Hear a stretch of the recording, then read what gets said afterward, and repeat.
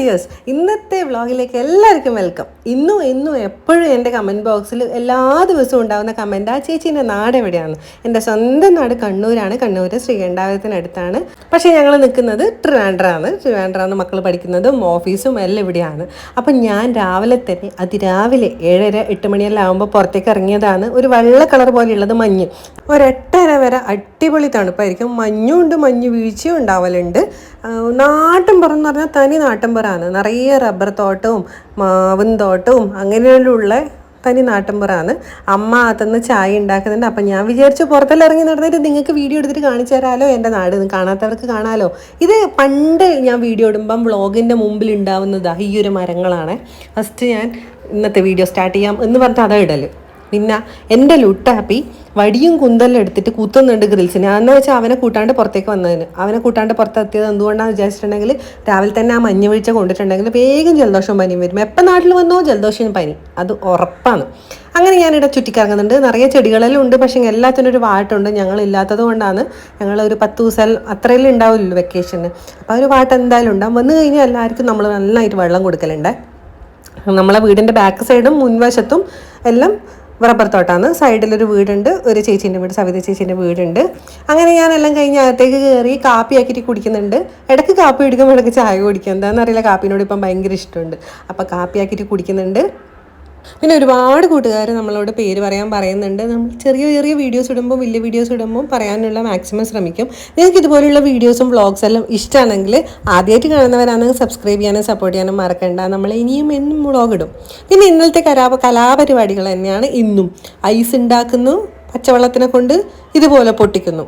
ഇതൊരു 9 മണി 9:30 ആകുമ്പോൾ ഉള്ള കലാപരിപാടിയാണ്. നമ്മളെ തണുപ്പെല്ലാം പോയി കഴിയുമ്പോൾ പിള്ളേർ ഇറങ്ങി പുറത്തേക്ക്. അത് കഴിഞ്ഞിട്ട് ഡ്രസ്സെല്ലാം ഇട്ടിട്ട് നമ്മൾ കീഞ്ഞിട്ടുണ്ട്. ചൊയ്ലിയിലേക്ക് പോയിരുന്നു. ചൊയ്ലി എന്ന് പറയുന്ന അമ്മേൻ്റെ നാട്. അമ്മേൻ്റെ നാട്ടിൽ ഇളയമേൻ്റെ വീട്ടിലേക്കാണ് പോകുന്നത്. അവിടെ ഒരു കുഞ്ഞാവയുണ്ട്. കുഞ്ഞാവേനെ കാണാൻ വേണ്ടിയിട്ട് ഞങ്ങൾ എല്ലാവരും കൂടിയിട്ട് പോവുകയെന്ന്.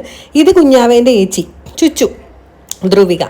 അപ്പോൾ അമ്മേൻ്റെ അനിയത്തീൻ്റെ വീടാണ്. അപ്പോൾ ആടെ ഇളയമ്മയുണ്ട്, 2 മക്കളുണ്ട്, ഒരാളെ മോളാണ് ഇത്.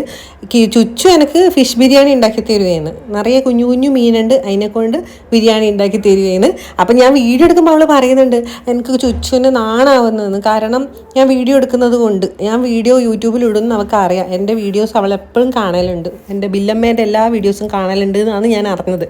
അപ്പോൾ അങ്ങനെ ബിരിയാണിയെല്ലാം ആക്കി തന്ന് അത് കഴിഞ്ഞിട്ട് ഏമേൻ്റെ വക പഴംപൊരി, പക്കോട, ചായ, അങ്ങനെ പലതും ഉണ്ടാക്കുന്നുണ്ട്.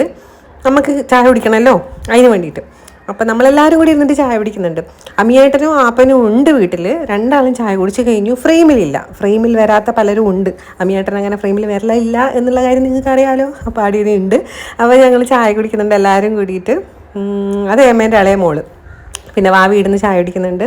പിന്നെ ചുച്ചു ഞാനും ലഡു തിന്നുന്നുണ്ട്. അങ്ങനെ അത് കഴിഞ്ഞ് കുഞ്ഞാവയാണ്. ഇത് കുഞ്ഞാവക്ക് 8 മാസമേ ആയിട്ടുള്ളൂ. കുഞ്ഞു വാവയാണ്. നല്ലോണം ചിരിക്കലും ചെയ്യും, ഇറങ്ങിണീറ്റ വാടാണ്. അപ്പോൾ കുറേ നേരം ഞങ്ങൾ അവിടെ നിൽക്കണം എന്നെല്ലാം വിചാരിച്ചിരുന്നു. പക്ഷേങ്കിലും നടന്നില്ല. കുറച്ച് നേരം നിന്ന് ഞങ്ങൾ അവിടെ നിന്ന് ഇറങ്ങി. അങ്ങനെ അവിടെ നിന്ന് ഇറങ്ങിക്കഴിഞ്ഞിട്ട് പിന്നെ നേരെ നമ്മളെ വീട്ടിലേക്ക് പോയി, ശ്രീകണ്ഠാപുരത്ത്. അങ്ങനെ വീട്ടിലെല്ലാം പോയിട്ട് പിന്നെ പിള്ളേരെല്ലാം കളിക്കുകയായിരുന്നു. അത് കഴിഞ്ഞ് പിറ്റേ ദിവസം നമ്മൾ തിരുവനന്തപുരത്തേക്ക് വരലായി. ട്രെയിനാണ് വരുന്നത്. പിന്നെ പുറത്തിറങ്ങിയാൽ ഞാനും അമ്മയും കൂടി കുറച്ച് ഫോട്ടോയും കുറച്ച് വീഡിയോ എല്ലാം എടുത്ത് ഇതുവരെ ഞങ്ങളെ വീട് കാണാത്ത ആൾക്കാർക്ക് വേണ്ടിയിട്ട് വീട് ഇതാ കാണിച്ചു തരുന്നു. ഇതാണ് എൻ്റെ വീട്, ഇതാണ് എൻ്റെ നാട് കണ്ണൂരുള്ളത്. പിന്നെ ഞാനിപ്പോൾ തിരുവനന്തപുരത്താണ് ഉള്ളത്. നിങ്ങൾക്ക് വീട് കാണാം, ഇതാണ്. പിന്നെ അത്രയൊക്കെയാണ് ഉള്ളത്. അത് കഴിഞ്ഞിട്ട് ഞങ്ങൾ സ്റ്റേഷനിലേക്ക് പോകുമ്പം എൻ്റെ ഏറ്റവും അടുത്ത ഫ്രണ്ട് ഉണ്ട്, നീതു. +1 +2 ഒരുമിച്ച് പഠിച്ചാന്ന്. പക്ഷേ എന്നും കോണ്ടാക്റ്റ് ഉണ്ട്.